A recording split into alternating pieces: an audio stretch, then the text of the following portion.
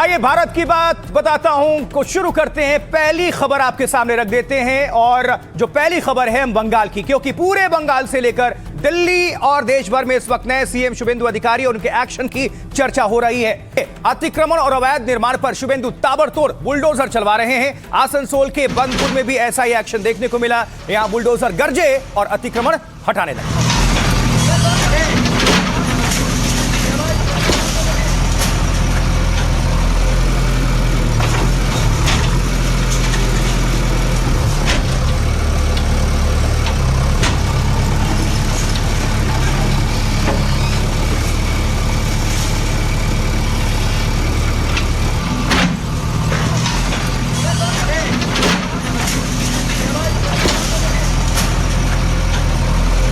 देखिए, आसनसोल में पश्चिम बंगाल में अतिक्रमण हटाया गया तो सामने आई टीएमसी के कब्जे की हकीकत। आरोप है कि टीएमसी ने अवैध कब्जा करके अपना यहां दफ्तर तैयार कर लिया था, लेकिन अब शुभेंदु ऐसे सारे अवैध कब्जों को खाली कराने में लगे हुए हैं। ये देखिए एक और तस्वीर।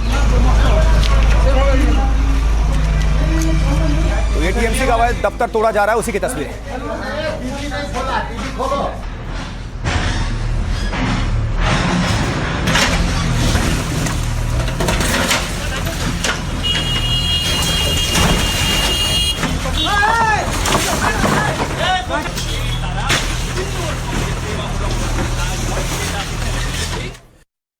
देखिए, शुभेंदु सरकार का एक्शन सबसे ज्यादा टीएमसी और उनके नेताओं पर इस वक्त हो रहा है, क्योंकि उन्हीं पर भ्रष्टाचार और अवैध कब्जे के सबसे ज्यादा आरोप हैं। टीएमसी इस एक्शन का कड़ा विरोध भी कर रही है। कोलकाता में कुणाल घोष समेत दर्जनों टीएमसी नेता सड़क पर उतर आए और कहा कि वो शुभेंदु के फैसले के सामने झुकेंगे नहीं। ये देखिए, बंगाल के धरती से उखाड़ के फेंकना है और इसीलिए तृणमूल कांग्रेस का ये लड़ाई है, जिसका लीडरशिप दे रहे हैं हमारा ममता बनर्जी। ये बुलडोजर पॉलिटिक्स बंगाल के धरती से उखाड़ के फेंकना है और इसीलिए तृणमूल कांग्रेस का ये लड़ाई है, जिसका लीडरशिप दे रहे हैं हमारा ममता बनर्जी। और इधर टीएमसी ने विरोध का मोर्चा खोल दिया है तो उधर सीएम शुभेंदु रोज मीटिंग पर मीटिंग कर रहे हैं और अधिकारियों को कड़े एक्शन का निर्देश भी दे रहे हैं। शुभेंदु अधिकारियों के साथ सीएम की ये अहम बैठक। डिस्कशन एवं मेजर्स एवं रोड मैप तैरी करेছি, যে रोड मैपर मध्य दिए আমরা পশ্চিমবঙ্গে স্বাস্থ্য ক্ষেত্রে भारत सरकारेर समस्त सुयोग सुविधागुली ग्रहण करे आज के আমরা। उधर हुगली में टीएमसी के कुछ नेताओं का नाम राज्य में हिंसा फैलाने के पुराने मामले में सामने आया तो शुभेंदु की पुलिस ने ताबड़तोड़ कार्रवाई की और उन्हें गिरफ्त में ले लिया। ये देखिए,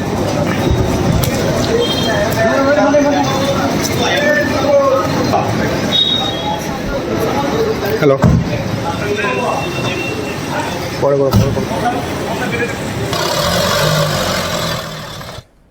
लेकिन इस वक्त सबसे ज्यादा घमासान बकरीद से पहले उनके एक फैसले पर है। बकरीद में कुर्बानी के लिए शुभेंदु सरकार ने नया फैसला लिया और तो बंगाल में इसको लेकर बवाल मच गया। देखिए, बंगाल में गायों को खरीदना और बेचना तक कम हो चुका है। इसी बीच ये बीएसएफ ने एक्शन लिया और ऐसे जो गो तस्करी करने वाले हैं उन पर शिकंजा। उसी की तस्वीर।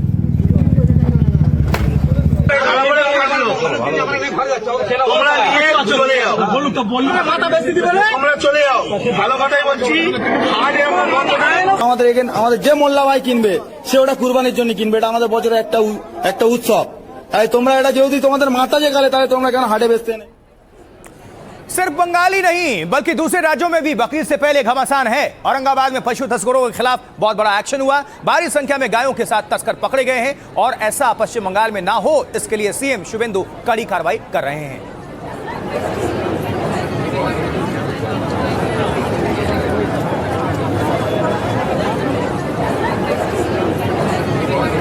भी कुर्बानी होगी, बकरी भी कुर्बानी होगी, ऊँट भी होगी, दुम्बा भी होगी। सारे पशु जो है वो कुर्बानी का जायज है, वो कुर्बानी होगी, कोई रुक सकता नहीं। Kabir, if you have to stay in Bengal, you need to follow the rules of Bengal. 556 Islamic nations, where you can go. आज के আমরা কি बंगाल में शुभेंदु ताबड़तोड़ एक्शन ले रहे हैं। बुलडोजर कार्रवाई से लेकर सड़क पर नमाज और बकरीद में कुर्बानी तक के नए फरमान जारी किए गए हैं।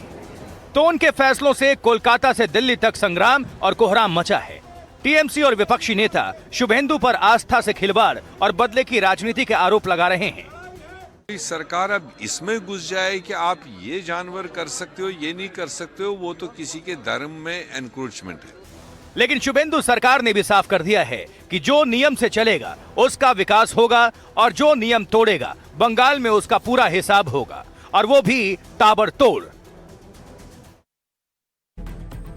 तो देखिए, पश्चिम बंगाल में बकरीद और नमाज पर आर पार की लड़ाई है। अब शुभेंदु सरकार क्या कह रहे हैं देखिए। बंगाल में बकरीद पर अब एक ही दिन की छुट्टी होगी। ममता सरकार में बकरीद पर 2 दिनों की छुट्टी होती थी, लेकिन सीएम शुभेंदु ने ममता का पुराना फैसला पलट दिया। इससे पहले बकरीद में गाय की कुर्बानी पर कड़ा बैन लगाया गया है। दूसरे जानवरों की कुर्बानी के लिए भी फिटनेस सर्टिफिकेट लेना जरूरी। सार्वजनिक जगहों पर पशु वध पर भी पाबंदी। भड़काने पर हुमायूं जैसे नेताओं को नियम मानने की सलाह दी गई है। मुख्यमंत्री शुभेंदु अधिकारी ने सड़क पर नमाज पर भी पाबंदी लागू की है और नियम तोड़ने वालों पर सख्त एक्शन यानी कड़ी कार्रवाई की चेतावनी दी गई है। नए फैसले के बाद जुमे की नमाज भी मस्जिदों में ही हुई। उधर ममता बनर्जी क्या कह रही हैं? बकरीद पर नए नियम के खिलाफ टीएमसी पहले हाईकोर्ट गई, लेकिन हाईकोर्ट ने कहा कि बकरीद पर गाय की कुर्बानी जरूरी नहीं है, यानी कोर्ट ने कुर्बानी पर सरकार का फैसला रोकने से मना कर दिया। अब तृणमूल कांग्रेस सड़क पर नमाज पर रोक के खिलाफ कोर्ट जाने की तैयारी में है। ममता ने कालीघाट में टीएमसी के पार्षदों के साथ एक अहम बैठक की। इसमें ममता बनर्जी ने पार्षदों को शुभेंदु के फैसलों का विरोध करने को कहा और खबर है कि उन्हें सड़क पर नमाज को लेकर कोर्ट में जाने को कहा गया है। हुमायूं कबीर, मुसलमान कुर्बानी के मुद्दे पर कोई समझौता नहीं करेंगे, ये हुमायूं कबीर कह रहे हैं। बकरीद पर गाय, बकरे और ऊंट की भी कुर्बानी होकर रहेगी। सीएम शुभेंदु सरकार चलाएं, धार्मिक परंपराओं में दखल ना दें। महमूद मदनी क्या कह रहे हैं? हर मुसलमान अपने हिस्से की कुर्बानी अदा करने की पूरी कोशिश करे, लेकिन कुर्बानी करने वाले सरकार दिशा निर्देशों का भी पालन करें। कानूनी तौर पर बैन जानवरों की कुर्बानी से परहेज किया जाए।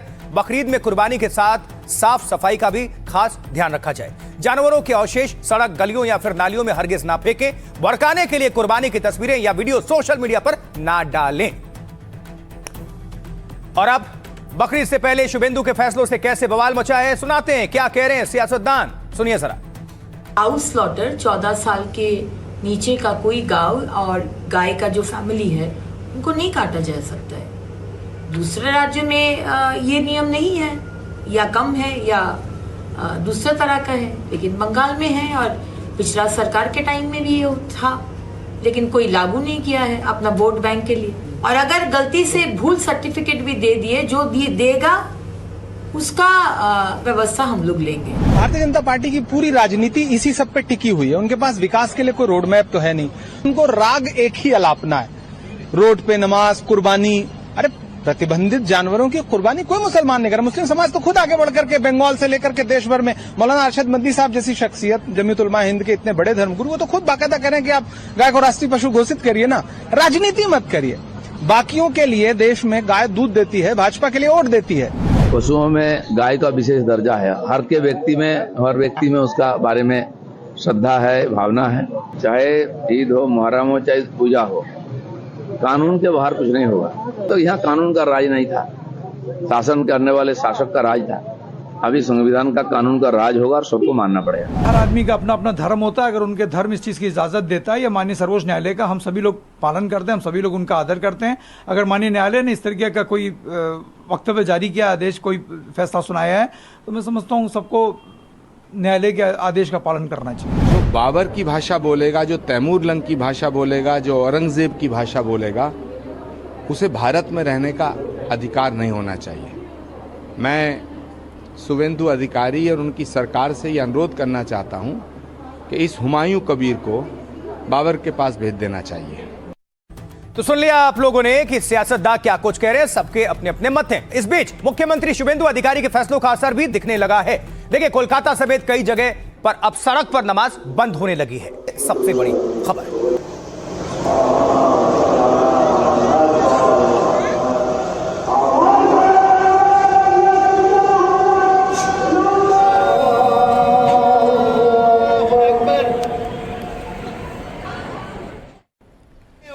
वहीं मौलाना अरशद मदनी जैसे मुस्लिम धर्मगुरु भी नियम मानने और गायों की कुर्बानी से बचने की अपील कर रहे हैं। गाय को मत ज़बा करो, मैं कहता हूं एक कदम आगे बढ़कर मत ज़बा करो, मैं मुतालबा करता हूं।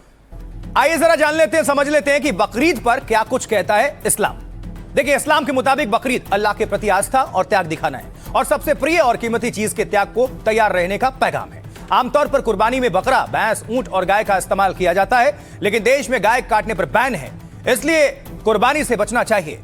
मुस्लिम धर्मगुरु कहते हैं कि उन्हीं जानवरों की कुर्बानी होती है जो जंगली ना हो और पूरी तरह फिट हो, यानी बीमार या फिर विकलांग जानवर की कुर्बानी नहीं दी जाती। बकरा कम से कम 1 साल का, भेड़ 6 महीने और भैंस 2 साल से कम के ना हो। जानवरों की कुर्बानी कभी खुली या फिर सार्वजनिक जगहों पर ना हो और दूसरे धर्म की आस्था और भावनाओं का भी सम्मान करना चाहिए, वो आहत नहीं होनी चाहिए। इसलिए ऐसे किसी जानवर की कुर्बानी ना हो जिससे माहौल खराब हो या बिगड़े। कुर्बानी का मकसद दिखावा या सिर्फ गोश्त खाना नहीं होना चाहिए। कुर्बानी के गोश्त को 3 बराबर हिस्सों में बांटा जाता है। एक हिस्सा गरीबों और जरूरतमंदों में बांटा जाता है, दूसरा हिस्सा रिश्तेदारों और दोस्तों के लिए होता है, तीसरा हिस्सा अपने परिवार के लिए रखा जाता है। बकरीद का मकसद सिर्फ कुर्बानी देना और मांस बांटना नहीं है, असली मकसद है भाईचारा, आपसी एकता और गरीबों की मदद। देखिए, इस्लाम में बकरीद और कुर्बानी को लेकर क्या नियम है, खुद सुनते हैं मुस्लिम धर्मगुरुओं के जरिए। जो जानवर हैं जो नहीं कर सकते हैं उनमें गाय है, बैल है, ऊंट है, इनकी कुर्बानी नहीं हो सकती और ना ही ये ऐसी कुर्बानी जायज होगी। अगर कोई लोग चोरी छुपे भी अगर इसको कुर्बानी को करेंगे तो ये जायज नहीं है, हराम होगी। अल्लाह के यहाँ इन तरह की कुर्बानियों को अल्लाह पसंद नहीं करता है। आस्था के नाम पर जिस तरह राजनीति हो रही है, ये राजनीति गलत है। हमने एक गाय रक्षा पार्टी बनाई है और वो बड़े पैमाने पर हम मुस्लिम उलमा से भी मिल रहे हैं, मुस्लिम ऑर्गेनाइजेशन से मिलेंगे और हिंदू जो गाय के नाम पर काम कर रहे हैं उन सब से भी मिलकर जो है इस मुहिम को आगे बढ़ाएंगे।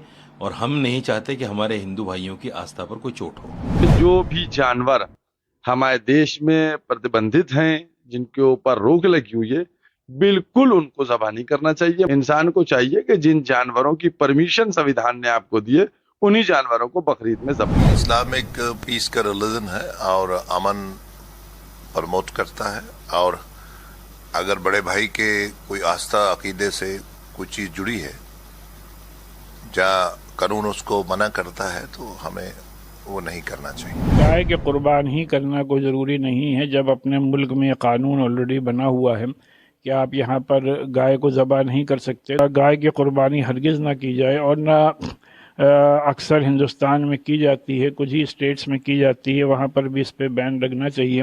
बल्कि इसके अलावा जो और ऐसे जानवर हैं जिनकी कि इस्लाम में कुर्बानी की इजाज़त है, वो आप जो अल्टरनेट है उसको इख्तियार करें।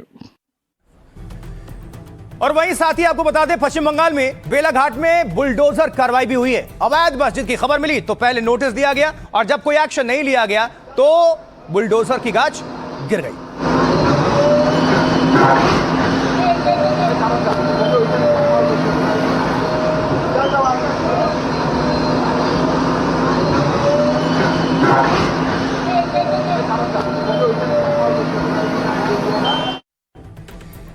तो पश्चिम बंगाल में अब बुलडोजर लगातार गरज रहे हैं, एक के बाद एक ताबड़तोड़ एक्शन देखने को मिल रहा है। कुछ और तस्वीरें, कुछ और जानकारी आपके सामने रखने जा रहे हैं। देखिए, कुर्सी संभालते ही मुख्यमंत्री शुभेंदु अधिकारी ममता बनर्जी के कई बड़े फैसलों को पलट रहे हैं। ममता की बनवाई एक मूर्ति की भी खूब चर्चाएं हैं। देखिए, ममता बनर्जी ने साल्ट लेक स्टेडियम के बाहर यह खास मूर्ति बनवाई, लेकिन बीजेपी शुरू से इसे विवादित बता रही थी और विरोध कर रही थी। ये देखिए,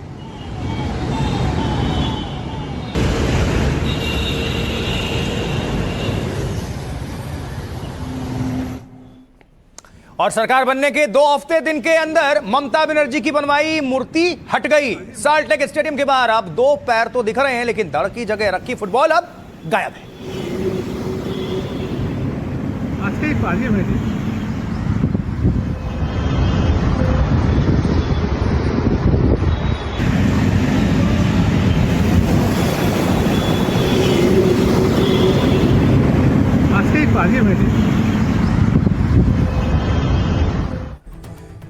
तो बंगाल में ममता की जो बनवाई मूर्ति थी वो हट गई। आइए जरा समझ लेते हैं। देखिए, पश्चिम बंगाल में जिस मूर्ति को पूर्व सीएम ममता बनर्जी ने डिजाइन किया और सीएम की शपथ लेते ही शुभेंदु ने जिसे गिराने का ऐलान किया था, साल्ट लेक स्टेडियम के बाहर लगी उस मूर्ति को अब गिरा दिया गया है। इसे फीफा अंडर 17 विश्व कप से पहले 2017 में लगाया गया था। यह मूर्ति स्टेडियम के वीवीआईपी गेट के बाहर लगाई गई थी। इस मूर्ति में फुटबॉल खेलने वाले विशाल पैर दिखाए गए थे। वो पैर विश्व बांग्ला लोगों में विलीन होते हुए प्रतीत होते थे।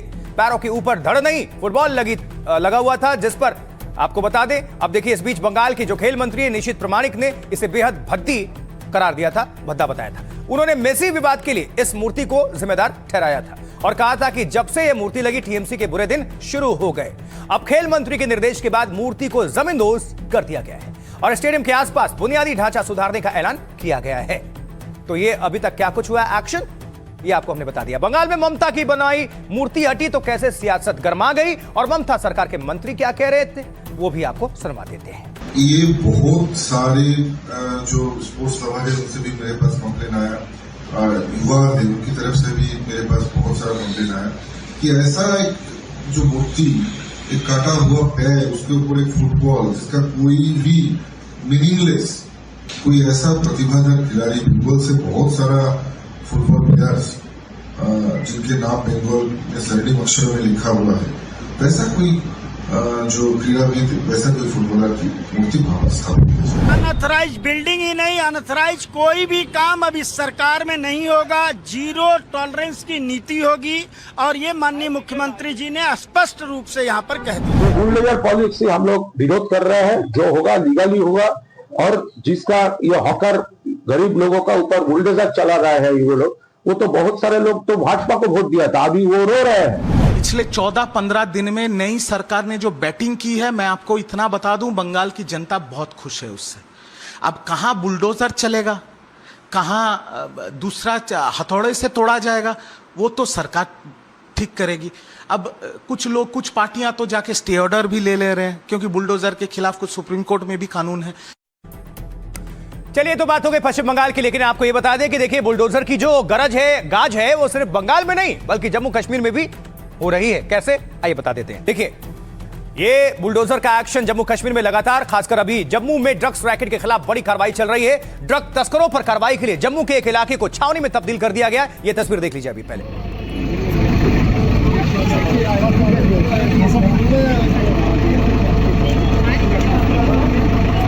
जम्मू की ये तस्वीर जहां ड्रग पैडलर्स के खिलाफ अभियान।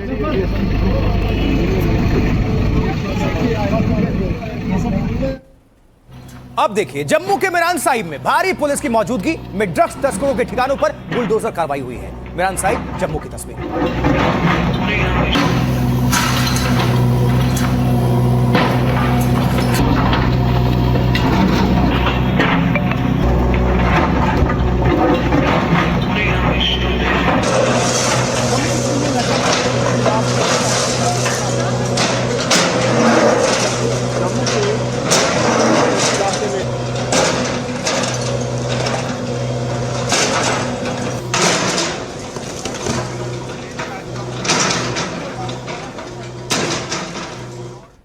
तो जम्मू की कार्रवाई और उसके बाद डोडा में भी एक्शन। डोडा में नशा तस्करों की संपत्ति भी जब्त की गई है, जिसकी तस्वीरें आप देख पा रहे हैं। अब देखिए,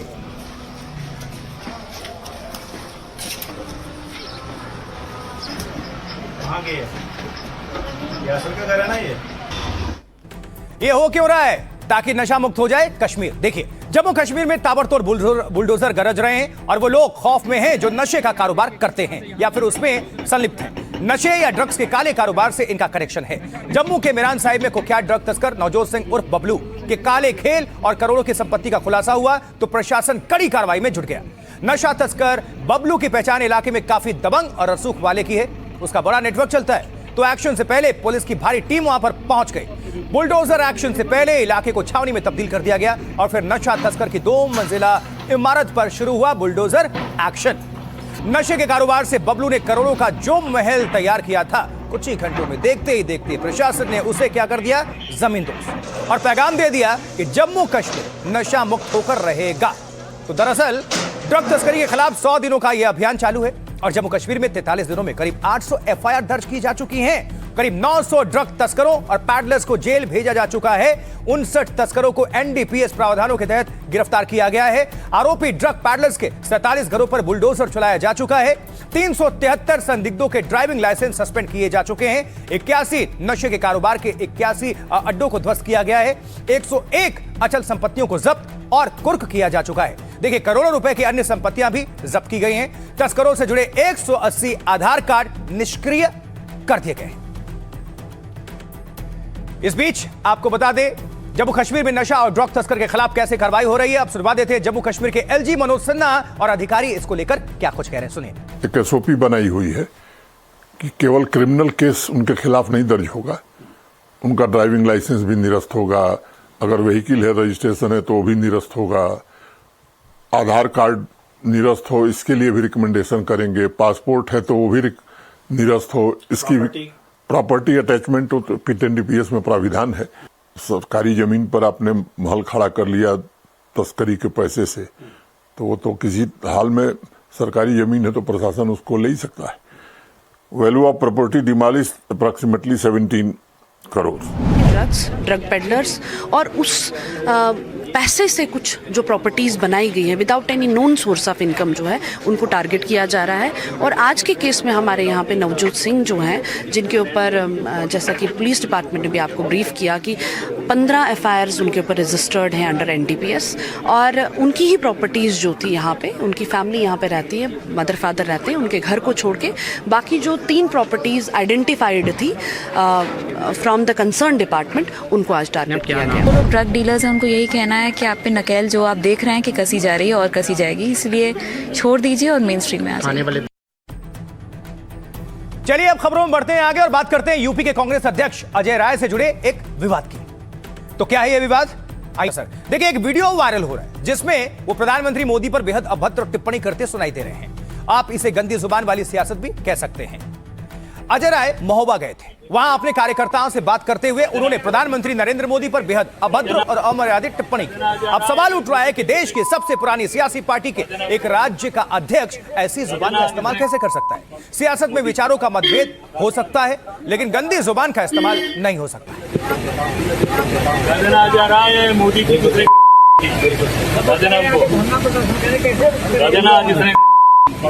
मोदी की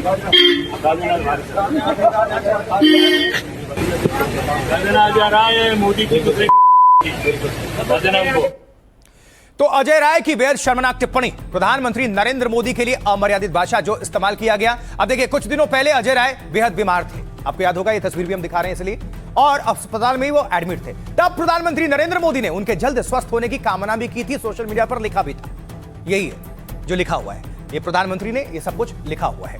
अब आपको दिखा देते हैं कि प्रधानमंत्री का सोशल मीडिया यानी एक्स पर वो पोस्ट जो उन्होंने अजय राय की अच्छी सेहत के लिए किया था, साफ क्या लिखा हुआ है जरा देखिए। नरेंद्र मोदी, प्रधानमंत्री, उत्तर प्रदेश कांग्रेस अध्यक्ष अजय राय जी के अस्वस्थ होने का समाचार प्राप्त हुआ है। मैं उनके जल्द से जल्द स्वस्थ होने की कामना करता हूं। यह प्रधानमंत्री नरेंद्र मोदी ने ट्वीट किया था उनके जल्द स्वस्थ होने के लिए। अजय राय की गंदी जुबान वाला वीडियो वायरल हुआ तो सियासत बेहद तेज हो गई, हलचल काफी तेज। भारतीय जनता पार्टी के एक नेता ने महोबा में पुलिस के पास शिकायत दर्ज कराई है, इसको लेकर।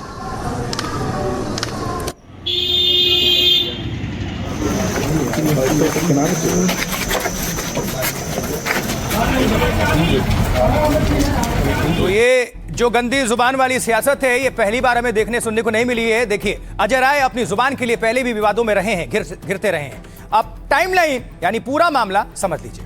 उत्तर प्रदेश कांग्रेस के चीफ अजय राय एक बार फिर से विवाद में हैं। उन्होंने पीएम मोदी पर अभद्र टिप्पणी की है, अपशब्द कहे हैं। दरअसल वो शुक्रवार को पुलिस को चकमा देते हुए महोबा पहुंचे थे और गैंगरेप और अपहरण पीड़ित नीट छात्रा से मुलाकात की थी। मुलाकात के बाद जब वो वापस जाने के लिए अपनी कार में सवार थे, तभी अपने एक कार्यकर्ता से उन्होंने पीएम मोदी को अपशब्द कहे। अजय राय की अभद्र टिप्पणी कैमरे में रिकॉर्ड हो गई। अजय राय का वीडियो सोशल मीडिया पर तेजी के साथ वायरल हो गया और जिसके बाद बीजेपी ने अजय राय पर जमकर हमला बोलना शुरू कर दिया। दूसरी ओर अजय राय वीडियो को एआई जेनरेटेड बता रहे हैं, यानी फर्जी। अब महोबा में अजय राय के खिलाफ एफआईआर दर्ज कराई गई है। शिकायत में नफरत फैलाने, बिना अनुमति के भीड़ जुटाने, सरकारी काम में बाधा डालने और रास्ता रोकने का आरोप है। जिन धाराओं में अजय राय पर मुकदमा दर्ज हुआ है वो गैर जमानती हैं। अब सुनिए महोबा पुलिस इसको लेकर क्या कह रही है और अजय राय क्या सफाई पेश कर रहे हैं। भारतीय राष्ट्रीय कांग्रेस के प्रदेश अध्यक्ष श्री अजय राय के द्वारा अपने समर्थकों के साथ विधि विरुद्ध जमाव करते हुए सरकारी कार्य में बाधा उत्पन्न की गई एवं आम रास्ते को अवरुद्ध किया गया। इसके साथ ही उन्होंने भारत के माननीय प्रधानमंत्री जी के विरुद्ध अशोभनीय अभद्र टिप्पणी भी की। उक्त वीडियो के संदर्भ में कोतवाली नगर महोबा में एक तहरीर प्राप्त हुई, जिस पर सुसंगत धाराओं में अभियोग पंजीकृत किया गया है। उक्त प्रकरण में नियमानुसार विधिक कार्रवाई अमल में लाई जा रही है। ये तो मास्टर हैं उसके एआई के, भाजपा के लोग। मैं निश्चित तौर से मैं कहना चाहूंगा एआई जनरेटेड है और केवल उस दलित बच्ची को न्याय न मिले, उस दलित बच्ची के पूरी तरीके से उस इशू को, उस मुद्दे को डाइवर्ट किया जाए, इस पे भारतीय जनता पार्टी काम कर रही है। एक नहीं 100 मुकदमे लगा दें, मैं उसके लिए तैयार हूं, पर उस दलित बच्ची को न्याय मिलना चाहिए। 2 कौड़ी का कांग्रेस का प्रदेश अध्यक्ष, जिसकी 2 कौड़ी की हैसियत है, उसने सारी मर्यादा तोड़ दिया। कल का दिन भारतीय राजनीति का, मुझे लगता है भारत की डेमोक्रेसी का, भारत के लोकतंत्र का बहुत काला दिन है और इस तरह की भाषा, इस तरह के व्यवहार को समाज कभी स्वीकार नहीं कर सकता। देखिए, प्रधानमंत्री नरेंद्र मोदी को लेकर अजय राय की गंदी जुबान पर बीजेपी ने जबरदस्त पलटवार किया। सीएम योगी ने कांग्रेस को आईना दिखाया है। योगी आदित्यनाथ, मुख्यमंत्री उत्तर प्रदेश, क्या कह रहे हैं? यूपी कांग्रेस अध्यक्ष की अभद्र और अब अक्षम्य टिप्पणी कांग्रेस के राजनीतिक कुसंस्कारों को प्रकट करती है। कांग्रेस के युवराज भी अपने कुसंस्कार का परिचय दे चुके हैं। कांग्रेस हताशा, निराशा, कुंठा के शीर्ष स्तर पर पहुंच चुकी है। अब देशवासियों से क्षमा मांगने लायक भी स्थिति नहीं रही है। पंकज चौधरी क्या कह रहे हैं? यूपी बीजेपी चीफ, जब होने लगे अंत की आहट तो आने लगी शब्दों में गिरावट। अभद्र टिप्पणी कांग्रेस की बौखलाहट निराशा को दर्शाती है। बीमार होने पर जिसने उनके स्वस्थ होने की कामना की थी, आज उसी लोकप्रिय जनसेवक को यह अपशब्द कह रहे हैं। इमरान मसूद, सांसद कांग्रेस, वो क्या कह रहे हैं? बीजेपी हमेशा हम लोगों को अपशब्द कहती है। क्या उनके खिलाफ कभी एफआईआर दर्ज की गई है? शाहनवाज हुसैन, बीजेपी नेता, जिन्होंने उनके स्वस्थ होने की दुआएं दी, उनके खिलाफ उन्होंने अभद्र टिप्पणी की, दुआओं के बदले गाली। यही कांग्रेस की संस्कृति है। देश की जनता इसका जवाब जरूर देगी। अब आपको सुनवाएंगे भी कि क्या कह रहे हैं बीजेपी के नेता और कांग्रेस के नेता, दोनों को सुनिए। उन्हें आप ही पूछिए कि क्या इसको उनका माफीनामा माना जाए, कि वो माफी शब्द ना उपयोग करके देश की जनता से ये कहना चाहे नहीं हमने तो ऐसा कहा नहीं, ये माफी ही हुआ। अगर ये है तो उन्हें स्पष्ट रूप से माफी शब्द का उपयोग करते हुए, क्षमा प्रार्थना का उपयोग करते हुए शब्द का मांग लेना चाहिए क्षमा माननीय प्रधानमंत्री जी से। मैंने सुना नहीं क्या है क्या नहीं, लेकिन एफआईआर तो इनका काम है। एफआईआर तो इनके लोग रोज गाली देते हैं हमें। किसी के ऊपर एफआईआर देखी आपने? कांग्रेस पार्टी का स्तर इतना गिर गया है कि कांग्रेस पार्टी के नेता माननीय प्रधानमंत्री जी के ऊपर, वो किसी दल के प्रधानमंत्री नहीं, वो देश के प्रधानमंत्री है। हमारी राजनीतिक लड़ाई हो सकती है, लेकिन वो देश का प्रधानमंत्री है, देश का प्राइड है, देश की प्रतिष्ठा के विषय है। और ऐसी अभद्र टिप्पणी, ऐसी हल्की टिप्पणी कांग्रेस पार्टी के नेता, समाजवादी पार्टी के नेता कर रहा है, ये उनकी राजनीतिक हताशा को दर्शाता है। कांग्रेस पार्टी को हर उस व्यक्ति से नफरत है जो देश की प्रगति में अपना योगदान देता है, और वो देश के चुने हुए प्रधानमंत्री से इसीलिए इतनी नफरत करते हैं क्योंकि आज भारत स्थिर, सुरक्षित है और भारत में लोकतंत्र है, अराजकता नहीं है। कांग्रेस पार्टी के अजय राय द्वारा दिए गए स्टेटमेंट स्पष्ट करते हैं कि is inspired by urban Naxals, और वो राहुल गांधी से इंस्पायर्ड है। राहुल गांधी के अंडर में परिवारवादी कांग्रेस एक टुकड़े टुकड़े कांग्रेस बन चुकी है।